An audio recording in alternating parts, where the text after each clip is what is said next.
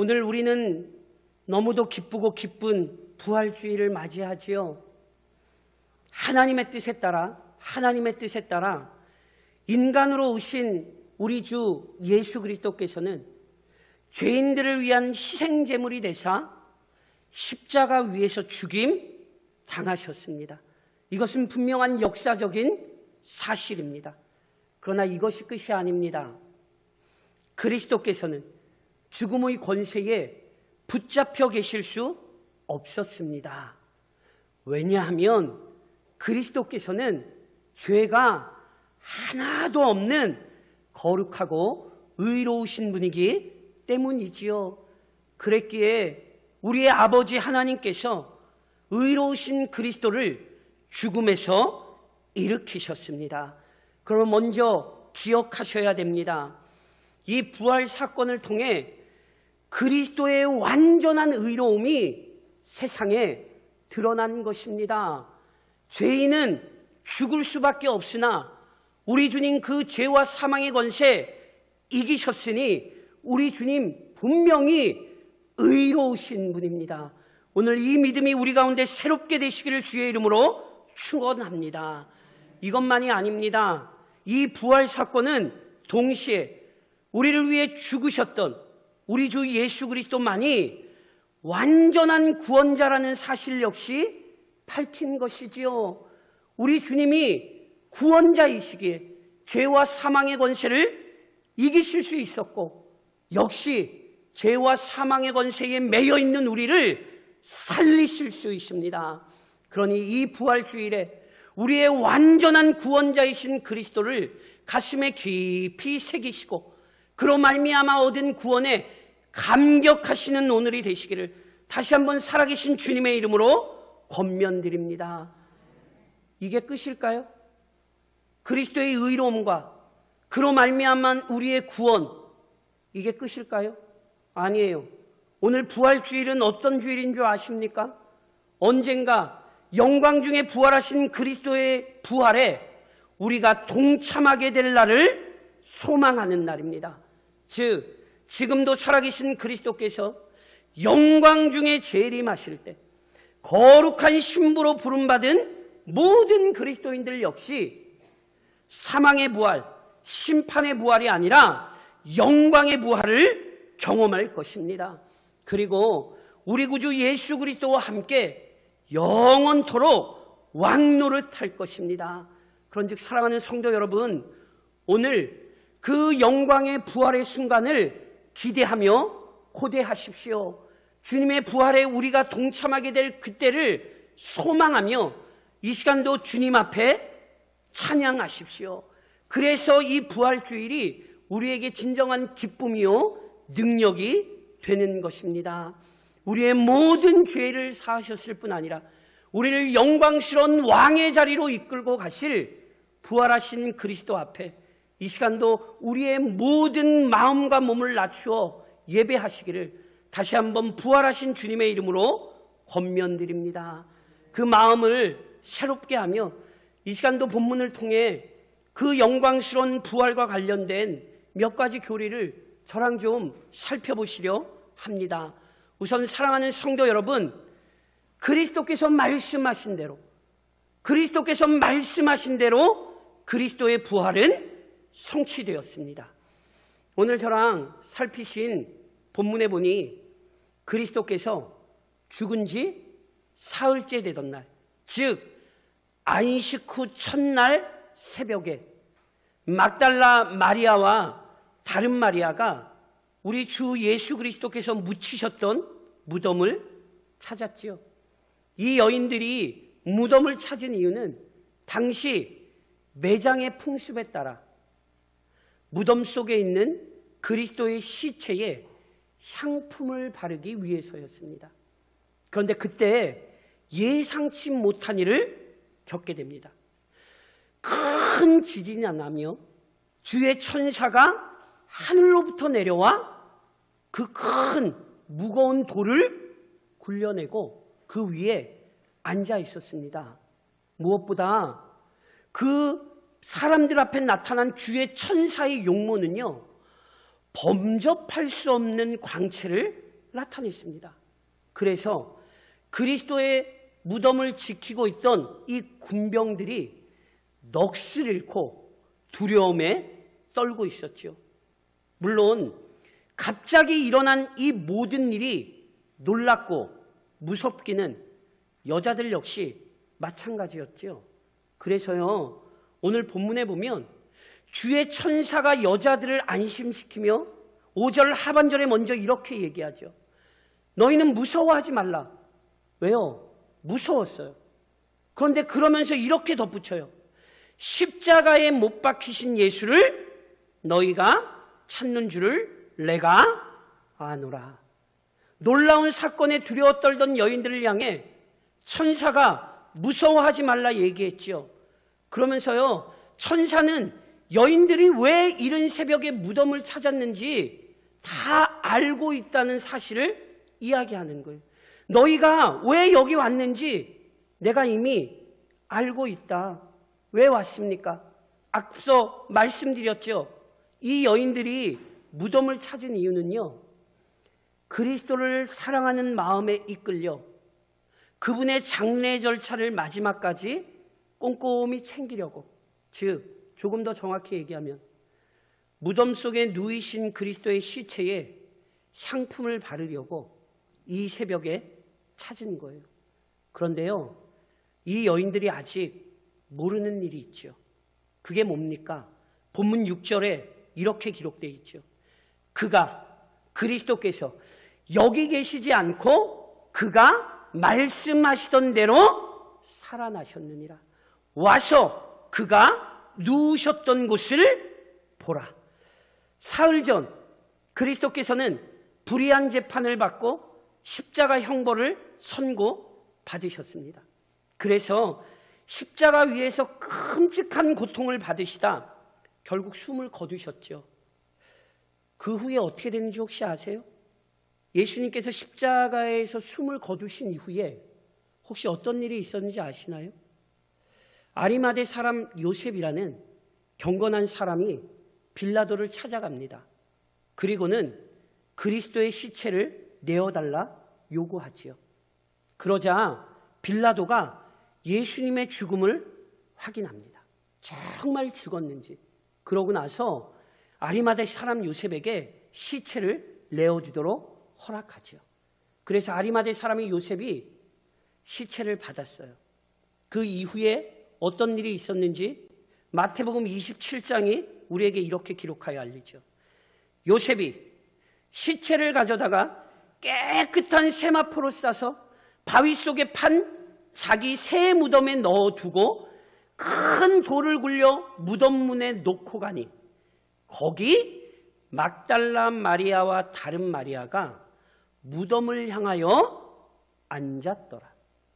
아리마대 사람 요셉이 그리스도의 시체를 받아 당시 장례 절차에 따라 그 시신을 무덤에 안치했습니다. 그 광경을 누가 봤다고요? 오늘 저랑 함께 읽으신 막달라 마리아와 다른 마리아가 그 모든 광경을 자신들의 눈으로 확인했어요. 분명히 예수님의 시신을 무덤 속에 눕힌 것을 확인했고 그 무덤을 큰 돌로 막은 것을 확인했어요.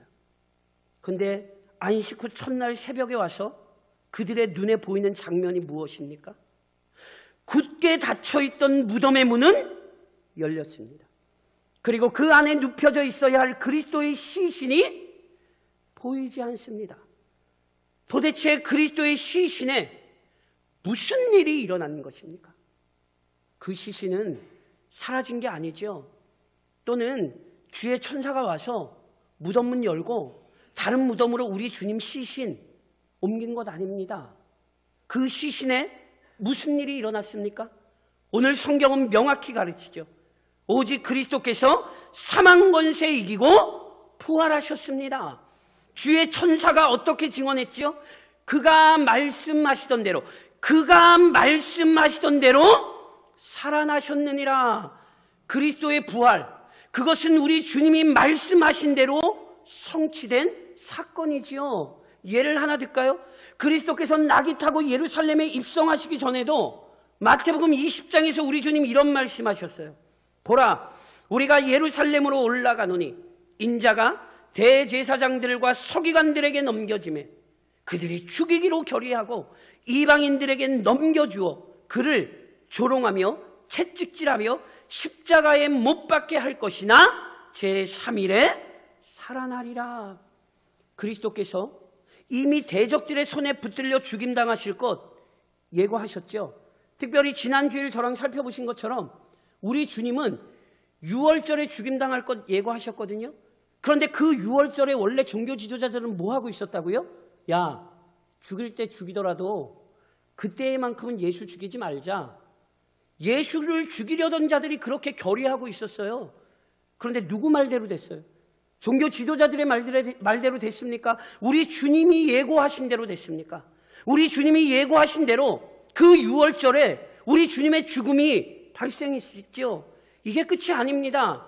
죽음만 말씀대로 이루어집니까? 우리 주님은 이미 죽으시기 전에 죽음만 말씀하신 것 아니라 사흘 후에 살아나리라 말씀하셨지요. 부활은요, 우리 그리스도의 말씀대로 이루어진 것입니다. 우리 주님께서 말씀하신 대로 죽음의 권세를 이기고 살아나셨죠. 그러므로 사랑하는 성도 여러분, 기억하셔야 돼요. 이게 도대체 우리에게 무엇을 알려줍니까? 그리스도는 자기 말씀을 성취하시는 영광의 왕이십니다. 누구도 어떤 것도 그분의 말씀, 그분이 예고하신 사건을 절대로 방해할 수 없는 영광의 주님이시지요. 그러니 오늘도 우리는 말씀하신 대로 일어난 부활 사건을 기억하며 우리 주님의 영광을 기억해야 합니다. 맞다, 그분은 의로우신 분이요, 유일한 우리의 구원자요, 우리의 구원을 완성하실 분이다. 그 감사와 감격으로 우리 주님 찬양해야 하는 것입니다. 그럼 보세요, 말씀하신 부활이 일어났죠. 그럼 말씀하신 부활로 끝이에요? 아니에요. 동시에 그리스도께서 명령하신 대로 그리스도의 부활을 전해야 합니다. 말씀하신 대로 부활이 일어났더니 동시에 명령하신 대로 그리스도의 부활을 증언하는 것, 이것이 오늘 우리의 사명이지요. 주의 천사가 그리스도의 무덤을 찾은 여인들에게 빈 무덤 보여줬지요. 그리고 그리스도의 부활 확인시켜줬어요. 말씀하신 대로 부활이 이루어졌다는 사실 되새겨줬어요. 그러면 그걸로 끝인가요? 아니라니까요. 천사들이 주의 천사가 여인에게 뭐라고 얘기하죠? 본문 7절 상반절에 이렇게 얘기하죠. 또 빨리 가서 그의 제자들에게 이르되 그가 죽은 자 가운데에서 살아나셨고. 여인들은요, 빈 무덤 확인했잖아요. 그러니까 지체하지 말고 그리스도의 제자들에게 달려가야 돼요.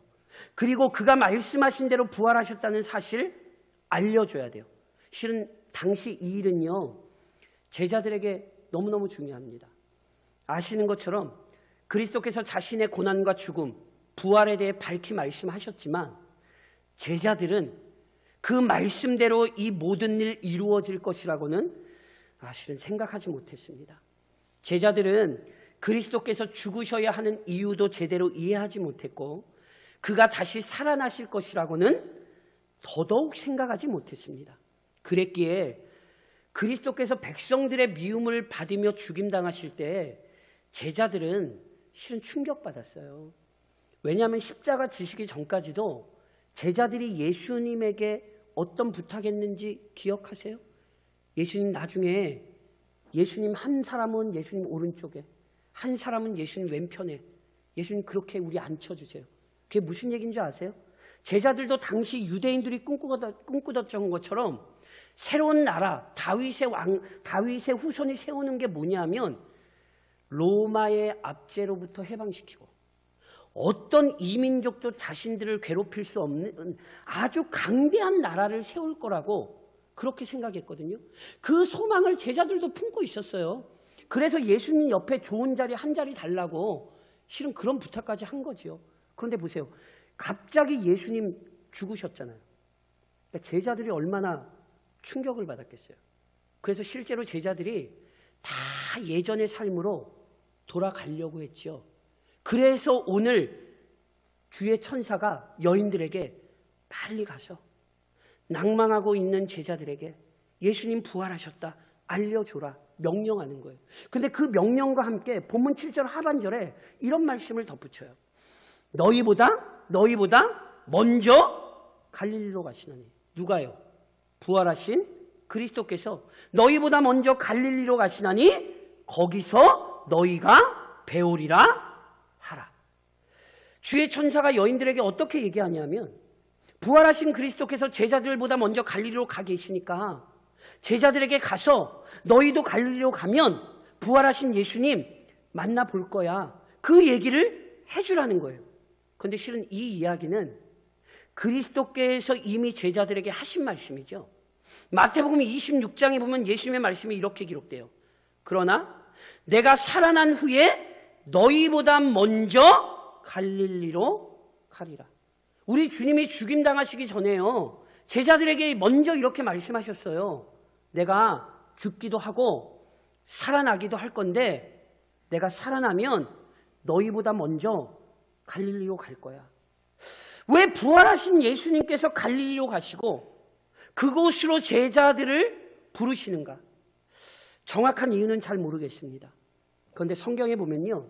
갈릴리는 그리스도께서 제자들을 만나 불러주시고 처음 사역을 시작했던 곳입니다. 또한 그곳에서 많은 시간을 보내며 하나님 나라의 복음을 전한 곳, 이곳이 갈릴리거든요. 그러니까 아마 이런 의미에서 부활하신 그리스도께서 갈릴리에서 제자들을 만나주시는 것은요, 그리스도의 죽음으로 인해 낭망했던 제자들의 삶을 회복시켜 주신다는 의미가 있는 것이 분명해 보입니다. 처음 부름받았던 그 장소에서 다시 제자들을 만나 주셔서 그들의 사명을 회복시켜 주시는 거죠. 이걸 조금 다시 말씀드리면 이렇게 말씀드릴 수 있어요. 그리스도께서는요, 제자들이 크게 낙심하게 될 것 이미 아셨어요. 제자의 삶을 포기하고 이전 삶으로 돌아가려는 생각에 골몰하게 될 것 우리 주님 아셨단 말이에요. 그래서 제자들의 연약함을 아셨던 주님이기에 다시 갈릴리에서 만나 주시겠다는 약속도 주신 거예요. 제자들이 연약하다고 포기하거나 버리시는 것이 아니라 오히려 그들을 더 큰 은혜와 능력으로 붙들어 주시는 거죠. 그래서 보세요. 이미 우리 주님 죽기 전에 제자들에게 이 말씀 알려주시고 주의 천사는 무덤을 찾은 여인들에게 다시 한번 이 사실을 되새겨 주시는 거예요. 갈릴리로 가라. 그곳에 누가 계시다고요? 부활하신 주님 계시다고요. 슬픔과 낭망에 지쳐있지 말고 부활하신 주님 앞으로 나아가 너희의 신앙이 회복되어야 한다. 지금 이렇게 권면하는 것입니다. 그리고 아십니까? 우리 주님이 실제로 갈릴리에서 만나 주셨겠습니까? 안 만나 주셨겠습니까? 당연히 갈릴리에서 만나 주셨어요. 그리고 그거 아세요? 그 갈릴리에서 주신 말씀이 뭔지 아세요? 낭망하며 시리에 차 무너져 있던 제자들 갈릴리에서 만나서 그 제자들에게 주신 말씀이 뭔지 아세요? 그게 익히 잘 아시는 대위임령의 말씀이에요. 마태복음 28장 18절에 이렇게 기록되어 있죠. 저랑 같이 한번 화면을 보시면서 같이 한번 몽독하실까요? 같이 읽겠습니다. 예수께서 나와 말씀하여 이르시되 하늘과 땅의 모든 권세를 내게 주셨으니 그러므로 너희는 가서 모든 민족을 제자로 삼아 아버지와 아들과 성령의 이름으로 세례를 베풀고 내가 너희에게 분부한 모든 것을 가르쳐 지키게 하라. 볼지어다 내가 세상 끝날까지 너희와 항상 함께 있으리라 하시니라. 아멘이세요? 제자들 어떤 상태였어요? 낭망했던 상태예요. 시리에 빠져있던 상태예요. 다시 예전의 삶으로 돌아가려던 상태였어요. 그런데 그 제자들에게 갈릴리에서 만나주셔서 무슨 말씀하신다고요? 얘들아, 너희는 이렇게 낭망에 있어야 되는 자들이 아니라 시리에 빠져 있어야 될 자들이 아니라 아버지와 아들과 성령의 이름으로 세례를 베풀고 그 영광스러운 부활의 능력을 가르쳐야 하는 자들이다. 내가 너희와 영원토록 함께 있으니 너희는 세상 끝까지 가서 증인이 되어라. 우리 주님 그 사명을 다시금 허락해 주셨다니까요. 말씀하신 부활이 일어났으니 그분이 명령하신 사명, 즉 부활의 증인이 되어야 하는 것입니다. 오늘도 이것이 그의 모든 교회가 기억해야 되는 것입니다.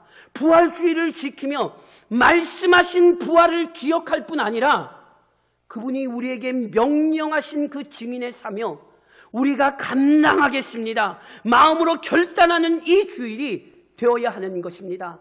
그런즉 사랑하는 성도 여러분, 그리스도와 우리 주 예수 그리스도와 그분의 부활을 증언하십시오. 잊지 마십시오. 기독교는 죽음의 종교 아닙니다. 기독교는 부활의 종교입니다. 그리스도께서는 우리를 위하여 죽으셨을 뿐 아니라 우리를 위하여 살아나셨습니다. 그분의 죽음으로 인하여 우리가 받아야 했던 죄의 형벌이 해결되었고 그분의 부활로 인하여 우리는 새로운 생명을 얻게 되었습니다. 그런즉 그리스도의 죽음만이 아니라 그리스도의 부활을 전하십시오. 꼭 이런 얘기하면 나는 아니라고 생각하시는 분들이 있어요.